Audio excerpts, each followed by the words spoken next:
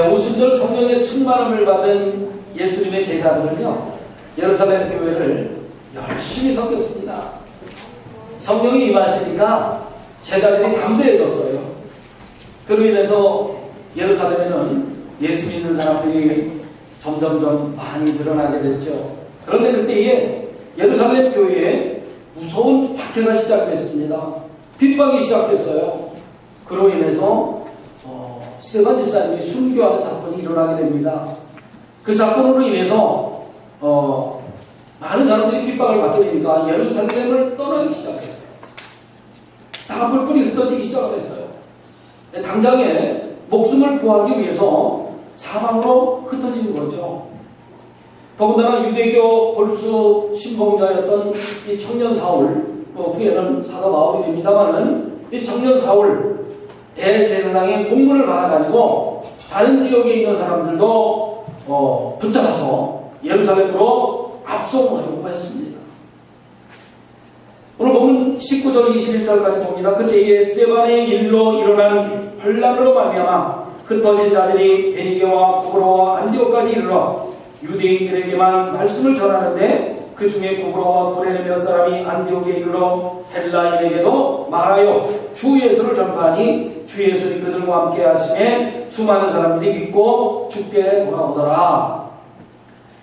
비록 예루살렘 교회 성도들은 생명을 유지하기 위해서 박해를 피해서 다른 지역으로 뿔뿔이 흩어졌습니다마는, 그러나 그들이 예수 믿는 신앙을 포기한 것은 아니었어요. 그들은 가는 곳마다 회당을 중심으로 해서, 유대인들의 회당이죠, 유대인들의 회당을 중심으로 해서 유대인들에게 예수 그리스도의 복음을 전파했어요. 그리고 그 중에 구레네와 구브로 사람들이 몇 사람이 안디옥에까지 와서 유대인이 아닌 이방 헬라인에게도 복음을 전했다는 거죠. 여기 구레네라고 하는 것은 아프리카, 북아프리카, 지금으로 말하면 리비아예요. 그리고 구브로는 지중해에 있는 섬을 이야기합니다. 그런데 그들이 그 멀리 떨어진 안디옥에까지 와서 예수를 전했는데 유대인이 아닌 이방 헬라 사람들에게 예수 그리스도의 복음을 전했다는 거죠. 그로 인해서 오늘 본문에 나온 바로 수리아 안디옥 교회가 설립이 됐어요. 세워진 거죠. 이것은 하나님의 능력과 은혜로 인해서 그들이 복음 전파에 열매가 맺은 거예요. 우리가 예수 그리스도의 복음을 증거할 때 우리의 능력이 아닌 하나님의 능력과 은혜로 말미암아 열매가 맺을 줄로 믿습니다. 유대 종교 지도자들은요, 예수 믿는 도를 막으려고 예루살렘 교회를 핍박을 했습니다마는 하나님께서는 그것을 이용하셔서 오히려 복음이 온 사방에 널리 퍼지도록 능력을 더해주셨던 거죠. 아무리 사단이 하나님의 뜻을 막으려고 한다고 할지라도 결국은 하나님의 뜻이 이루어지게 되는 것이고요, 사단의 세력은 패배할 수밖에 없다는 사실을 이 오늘 본문을 통해서 우리는 깨달을 수 있어요. 그래서 우리는 때를 얻든지 못 얻든지 복음을 들고 나가서 누구에게든지 전해야 해요. 우리 이러한 역사적 사실에서 하나님의 복음이 기필코 승리한다라고 하는 사실을 확신을 가질 수가 있는 거죠. 그리고 우리들은 그 어떤 핍박 상황 속에서도 복음의 승리를 확신하고 항상 복음을 전파하는 삶을 살아야 한다라는 교훈을 받게 됩니다. 우리가 어느 자리에 있든지 그 자리는 상관없어요. 어느 곳에 있든지 누구를 만나든지 예수 그리스도의 복음을 증거해야 돼요. 복음이 뭐예요? 바로 예수 그리스도죠. 예수 그리스도의 십자가와 그리고 부활을 증거하는 거예요. 여러분, 구원은 예수를 나의 구주로 고백하는, 영접하는 그 누구에게나 동등하게 임한다는 사실을 우리가 믿어야 합니다. 유대인들은요, 자기들에게만 구원이 있다라고 생각을 했어요. 그런데 오늘 말씀을 사도행전을 통해서 그 구원이라고 하는 것은 예수를 나의 구주로 고백하는 그 누구에게도 임한다는 사실을 알게 됩니다.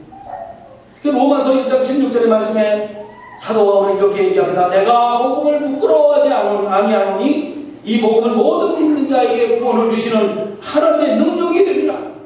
첫째는 유대인에게요, 그리고 또한 헬라인에게로다. 이방 성전은 하나님의 뜻이라는 사실을 알게 된 거죠. 또 사도행전 1장 8절에 이렇게 나옵니다. 오직 성령이 너희에게 임하시면 너희가 권능을 받고 예루살렘과 온 유대와 사마리아와 땅끝까지 이르러 내 증인이 되리라 하십니다. 우리는 어느 곳에든지 어느 자리에 있든지 예수 그리스도를 증거해야만 합니다. 이러한 이방 구원은 일찍부터 계획된 일이었어요. 창세기에 이미 계획되어 있었습니다. 12장 3절 말씀에 너를 축복하는 자에게는 내가 복을 내리고 너를 저주하는 자에게는 내가 저주하리니 땅의 모든 족속이 너로 인하여 복을 얻게 될 것이다. 오늘 본문의 안디옥의 헬라인 전도는 말이죠, 선교의 역사에 있어서 매우 중요한 사건이었어요. 유대 사람들이 핍박으로 인해서 예루살렘 교회가 뿔뿔이 흩어지면서 전했던 것이 처음에는 유대인들에게만 전했어요. 그들은 배우기를 뭐라고 배웠냐면 구원은 유대인에게만 있어, 이렇게 배웠어요. 그런데 예수의 복음을 들고 뿔뿔이 흩어진 사람들 중에 일부는 이방인도 구원이 있다라고 하는 사실을 확신을 가지고 안디옥에 가서 헬라 사람들에게 예수의 복음을 전했던 거죠. 복음이 유대주의의 배타적 성격에서 벗어나서 만민에게 전파되는 하나님의 비밀한 뜻과 섭리가 역사 속에서 나타난 거예요.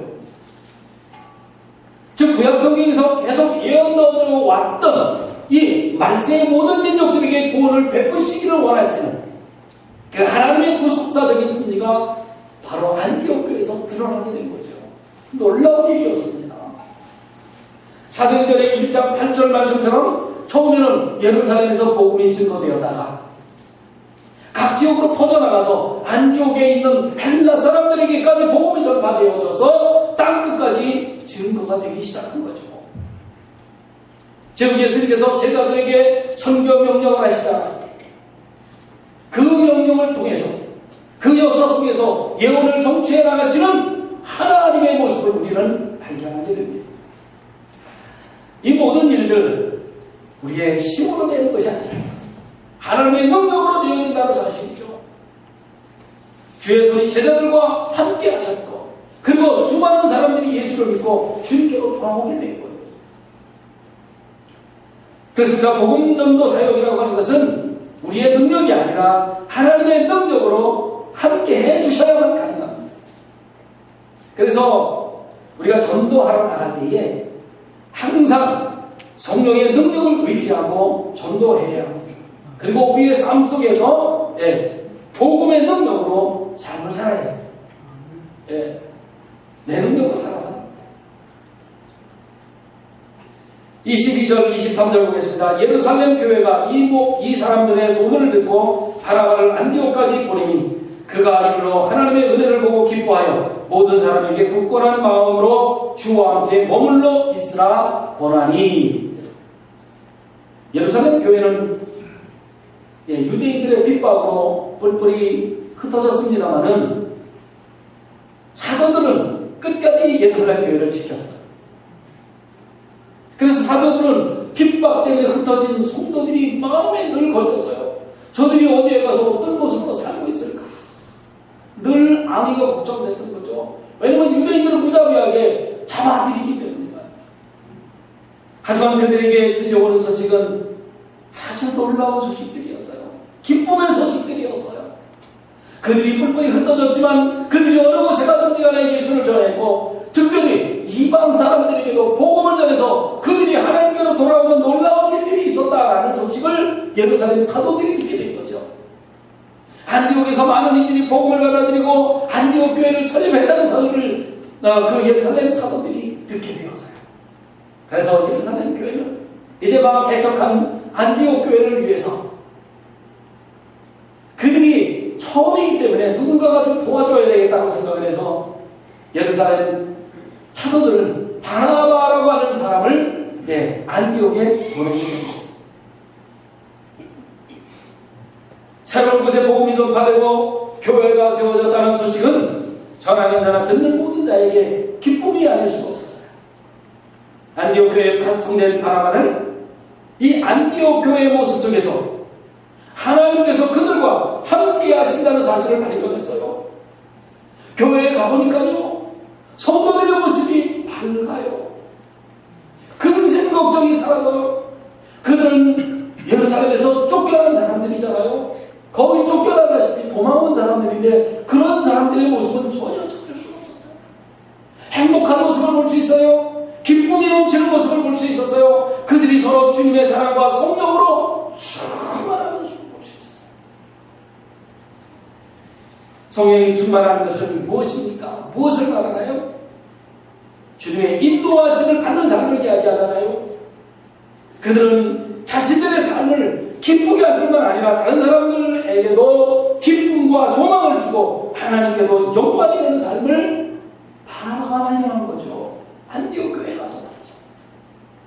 저는요, 우리 교회가 숫자는 적지만 우리 교회 모든 성도들이 알곡 성도들이 되었으면 좋겠습니다 하고 저는 날마다 기도해요. 성도가 많으면 뭐합니까? 전부 축적이라면 소용이 없잖아요. 알곡 성도들 되게 해주세요.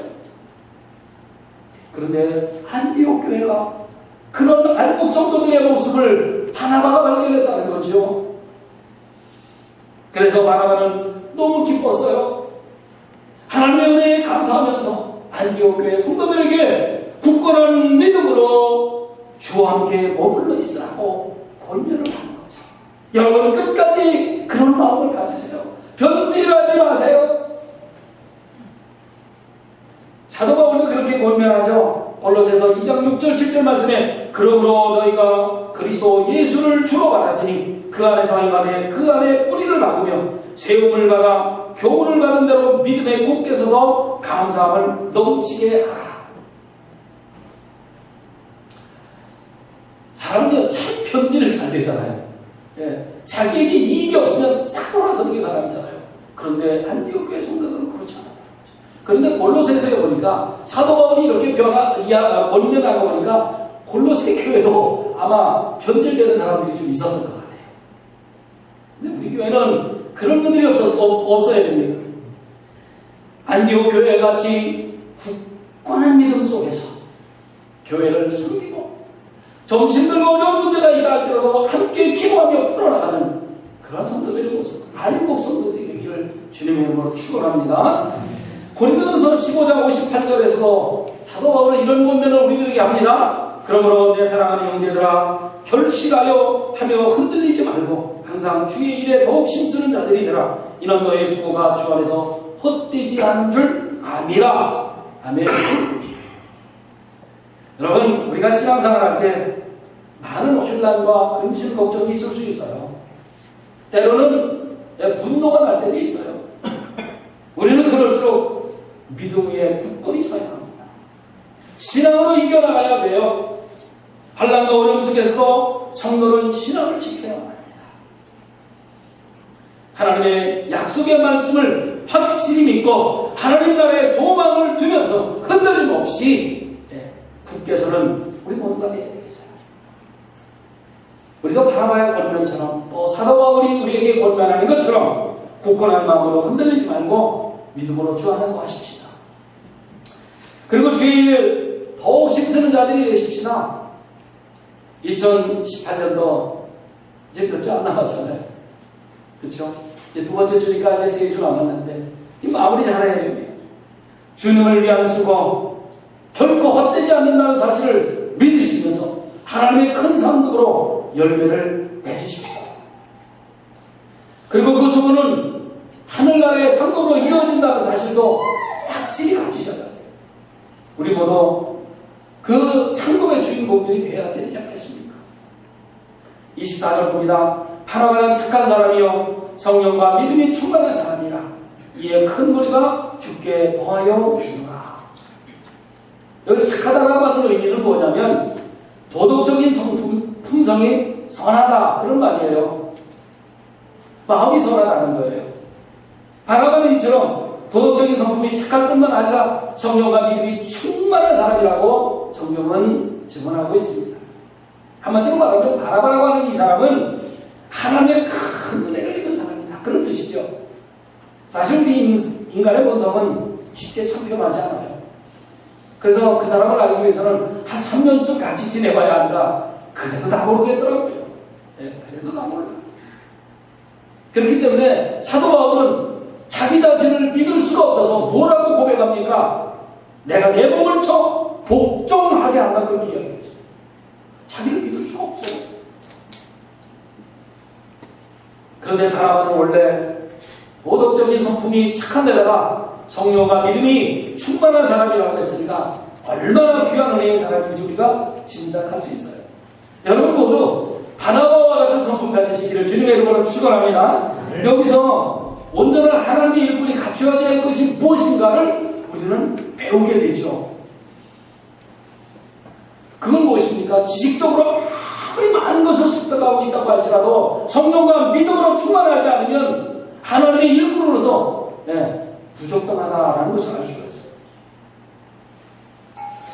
그리고 성령과 믿음이 충만한 사람은 결코 자기를 자랑하지 않죠. 제가 이번 둘째 주에 세미나를 준비하고 있는데 이런 내용이에요.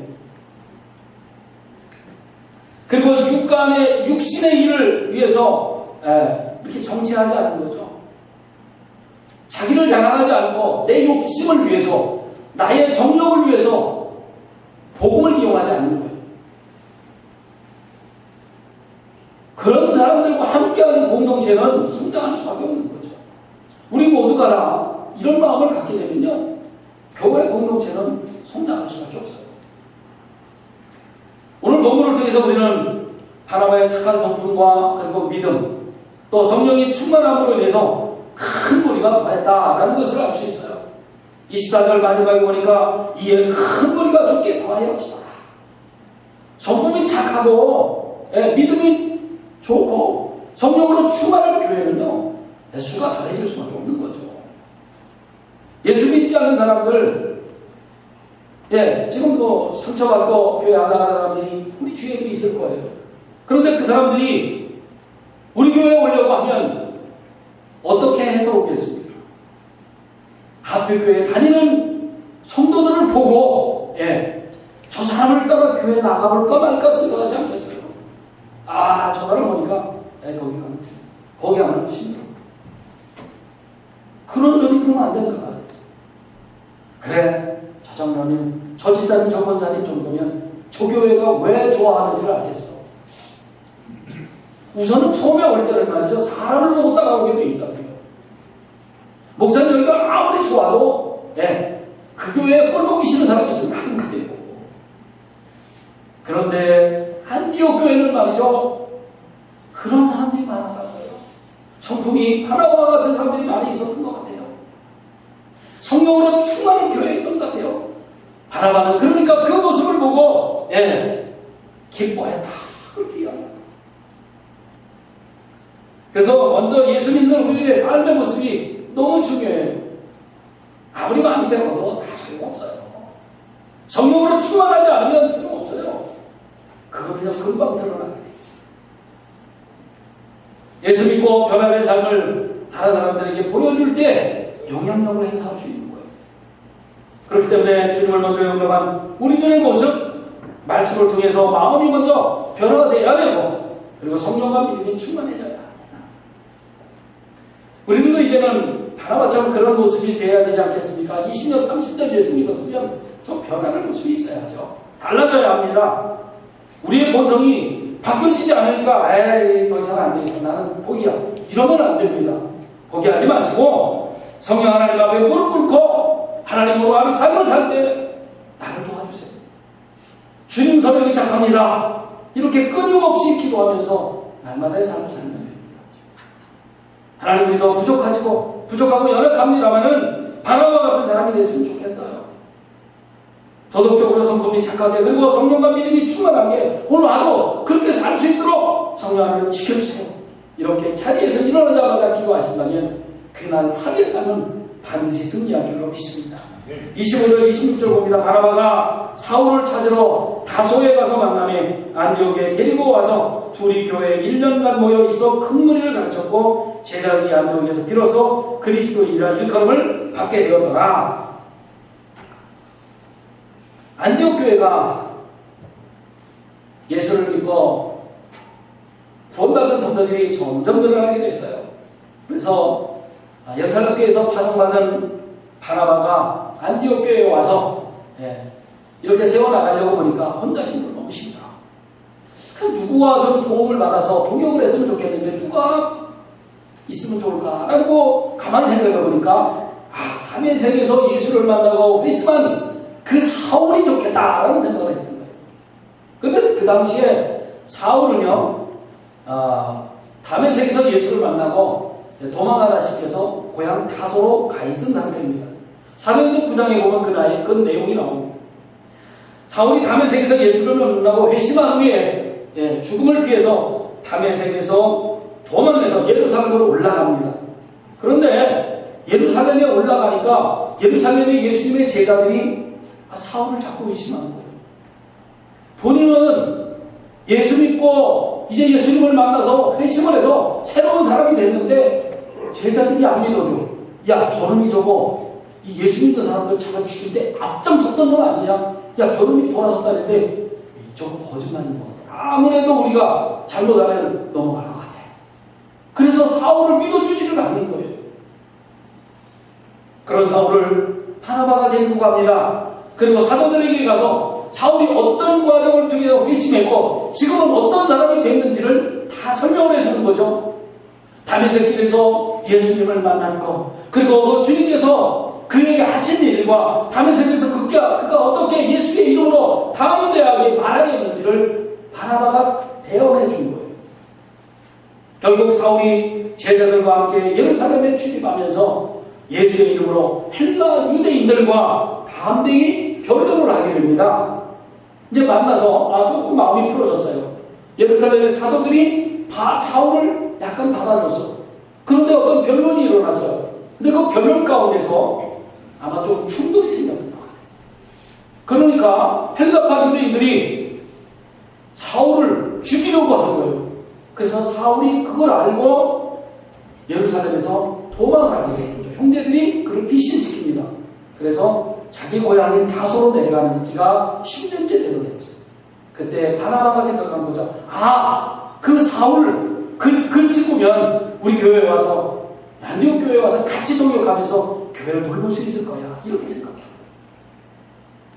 바나바는 사울의 회심을 믿었고요. 그리고 이방인을 위해 부름받은 사울이 안디옥 교회에 와서 함께 동역한다면 교회가 부흥할 수 있어. 이렇게 생각했던 거죠.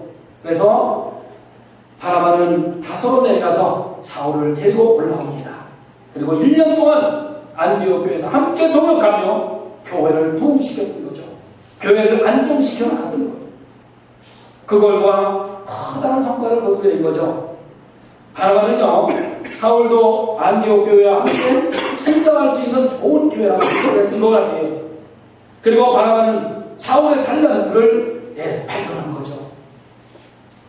바나바와 사울을 함께 동역해서 큰 무리들을 가르치면서 체계적으로 사역을 시작했습니다. 물론 사울이라고 불렸던 이 사도 바울이 아직은 바나바를 돕는 입장이었어요. 서포트하는 입장이었어요. 주도하는 입장이 아니었단 말이죠. 그런데 나중에 안디옥 교회는 이방인의 전도 모체 교회로 발전해 나갑니다. 그래서 사도 바울이 바나바와 함께 전도 여행을 떠나게 될 때 1차 전도 여행 때 같이 갔거든요. 그때의 안수에서 그들을 세워나간 거죠. 그리고 그들을 서포트해 주었어요. 그들을 통해서 복음이 이방 세계로 계속 흩어져 나가게 만드는 거죠. 1차 전도여행, 2차 전도여행은 유럽을, 그리고 3차 전도여행까지 계속해서 지원을 해 주었어요. 안디옥 교회는 복음 전파의 요충지대가 된 거죠. 그뿐만이 아니라 안디옥 교회는 성령을 의지하는 공동체가 되었고, 그리고 제대로 훈련하는 공동체로 발전해 나갔습니다. 이처럼 안디옥 교회는 당시 죄악이 가득했던 이 도시에 세워진 작은 교회였습니다마는, 그러나 세인들의 칭찬을 받고 아주 모범적인 교회로 성장해 나가면서 최초로 무슨 소리 들었어요? 그리스도인이라는 말을 최초로 들은 교회가 안디옥 교회예요. 마치 진주가 흙 속에서 더욱 그 빛을 발하였던 것처럼 안디옥 교회는 죄악된 세상에서 그 진가를 더욱 크게 발했다. 참된 그리스도의 모습으로 세상에 영향력을 끼쳤던 거죠. 오늘 우리 교회도 안디옥 교회와 같이 그리스도의 빛과 소금의 역할을 다 감당하는 교회가 됐으면 좋겠습니다. 우리는 빛과 소금이라고 이야기하잖아요. 그렇죠? 그런데 빛이 이르면 깜깜할 수밖에 없고요. 소금이 마찰이 이르면 부패를 방지할 수가 없어요. 우리 교회는 안디옥 교회와 같이 성경과 믿음이 충만한 교회, 성경 공부 열심히 하는 교회, 그리고 전도하는 교회가 돼서 빛과 소금의 역할을 잘 감당했으면 좋겠습니다.